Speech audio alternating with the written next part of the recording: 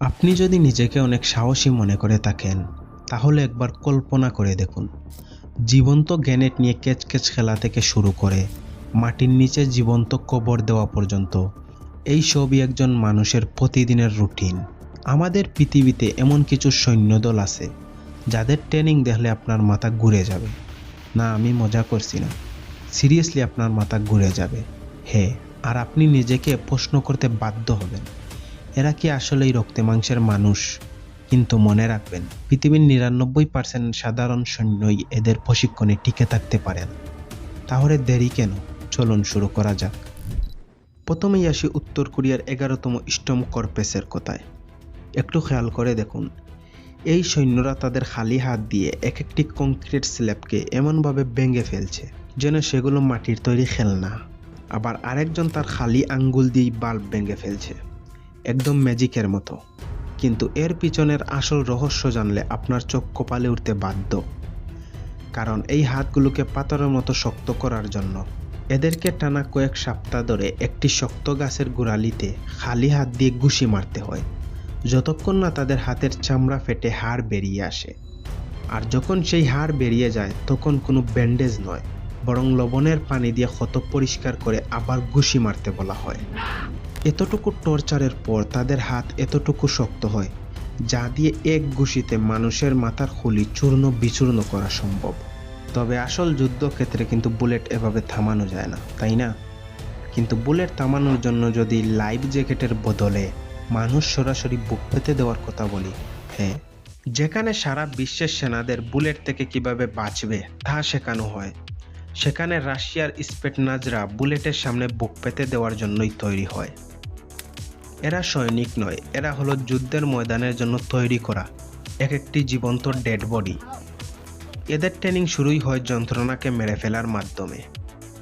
খেয়াল করে দেখুন দৃশ্যটি, একজন সৈনিক শুয়ে আছে আর তার পেটের উপর রাখা হচ্ছে দাউ দাউ করে জ্বলা জ্বলন্ত কয়লা। তার উপর বিশাল এক পাথরের স্ল্যাব, যেটায় অন্য একজন সৈন্য বিশাল এক হাতুড়ি দিয়ে আঘাত করে চূর্ণ বিচূর্ণ করে ফেলতেছে। একবার ভাবুন তো, যদি নিশানায় সামান্য ভুল হয়, তবে সেই হাতুড়ির বাড়িতে তার পাঁজরের হাড় বালির মতো গুঁড়ো হয়ে যাবে। কিন্তু এটা তো কেবল শুরু। আপনি কি জানেন এই পাথর ভাঙা শক্তি তারা কোথায় পায়?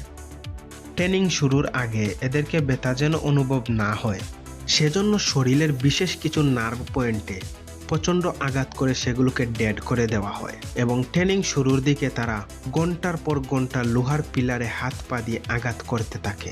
এতে হাড়ের মাইকোটিস্যুগুলো ফেটে যায়। বারবার হাড়গুলো ফেটে গিয়ে যখন জোড়া লাগে, তখন তা হয়ে ওঠে পাথরের মতো শক্ত। রাশিয়ার স্পেটনাজদের শুধু শারীরিকভাবে নয়, মানসিকভাবেও পাথর বানানো হয়। সেজন্য এদেরকে বরফের শীতল পানিতে ঘন্টার পর ঘন্টা ডুবিয়ে রাখা হয়, অথবা অন্ধকারে আটকে রেখে উপর থেকে অপ্রত্যাশিত হামলা চালানো হয়, যাতে কোনো অবস্থাতেই তারা ভয় না পায়। রাশিয়ার এই স্পেটনাজদের শেখানো হয়, বেদনা তোমার বন্ধু, একে উপভোগ করতে শিখো। এই অমানসিক ট্রেনিং শেষ করার পর ময়দানের শত্রুর অমানসিক টর্চারও এদের কাছে মশার কামড় মনে হয়। রাশিয়ার সৈন্যরা তো বুক পেতে বুলেট নিতে জানে, কিন্তু কেউ যদি বুলেটের নিশানা ঠিক করার আগেই উদাও হয়ে যাওয়ার কথা বলি, হ্যাঁ, ঠিকই শুনছেন, পোল্যান্ডের গুম বাহিনী, যাদের বলা হয় অন্ধকারের বাজ পাখি, এরা রাশিয়ার মতো চিৎকার করে নিজেদের শক্তির জানান দেয় না। এরা হলো অন্ধকারের সেই অদৃশ্য ছায়া, যারা আপনার সামনে দিয়ে চলে যাবে অথচ আপনি টেরও পাবেন না। এদের ট্রেনিং দেখলে আপনার মস্তিষ্ক কিছুক্ষণের জন্য স্থির হয়ে যাবে।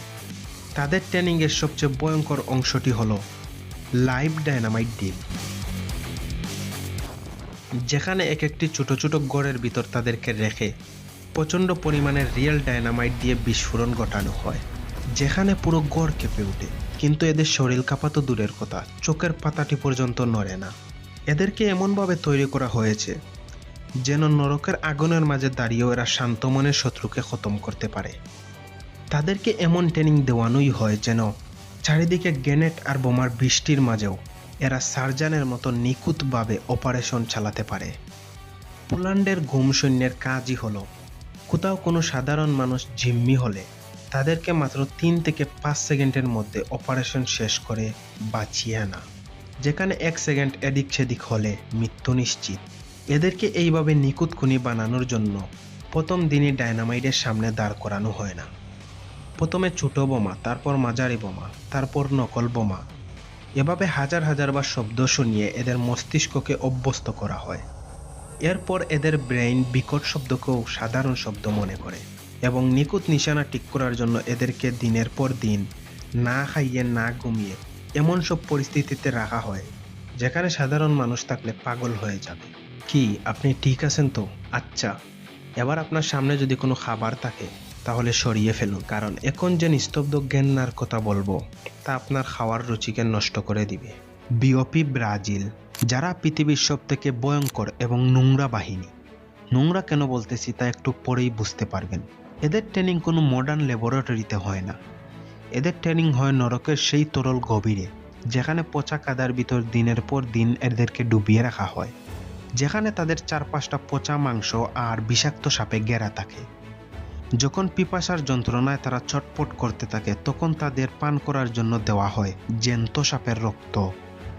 ঘন্টার পর ঘন্টা পচা কাদায় ডুবে থেকে যখন শরীর অবশ হয়ে আসে তখন তাদের খাওয়ার জন্য কাদার মধ্যেই ছুঁড়ে দেওয়া হয় কাঁচা মাংস। এদের প্রতি কোনো দয়া দেখানো হয় না এবং তাদের কোনো বিকল্পও নেই, হয় ছিঁড়ে খাও নয়তো মরে যাও। একবার ভাবুন তো, এই পচা কাদার দুর্গন্ধ আর মুখের জ্যান্ত সাপের নোনতা রক্ত খেয়ে কি কোনো সাধারণ মানুষ টিকে থাকতে পারবে? আপনি কি জানেন এদের কেন এমন করানো হয়? কারণ ব্রাজিলের ফ্লেভা বা বস্তিগুলো এতটাই নোংরা আর দুর্গম যে সেখানে দিনের পর দিন নর্দমায় লুকিয়ে থাকতে হয়। তাই এদের শরীরকে আগেই ওই পরিবেশের সাথে খাপ খাইয়ে নেওয়া হয়। আচ্ছা, ব্রাজিলের কাদার নরক তো শরীরের উপর জুলুম ছিল, কিন্তু এখন যা বলবো তা আপনার মস্তিষ্কের শিরাগুরুকে ছিঁড়ে ফেলার জন্য যথেষ্ট। আপনি কি জ্যান্ত মানুষকে কখনো কবর দিতে দেখেছেন? হ্যাঁ, ঠিকই শুনছেন। বিশ্বের শ্রেষ্ঠ এলিট ফোর্স এসএস বাহিনী। এদের ট্রেনিং শুরুই হয় ওইখান থেকে, যেখানে 1 মিনিট দম আটকে গেলে আমাদের মৃত্যু নিশ্চিত। কিন্তু সেখানে এই জওয়ানদের জীবন্ত কবর দিয়ে মাটির নিচে ঘন্টার পর ঘন্টা ফেলে রাখা হয়। অন্ধকার আর মাটির প্রচণ্ড চাপে যখন আপনার ফুসফুস ফেটে আসতে চাইবে তখনই শুরু হয় এদের আসল পরীক্ষা। মাটির নিচে সামান্য একটি সরু পাইপ দিয়ে আসা অক্সিজেনই তাদের একমাত্র ভরসা।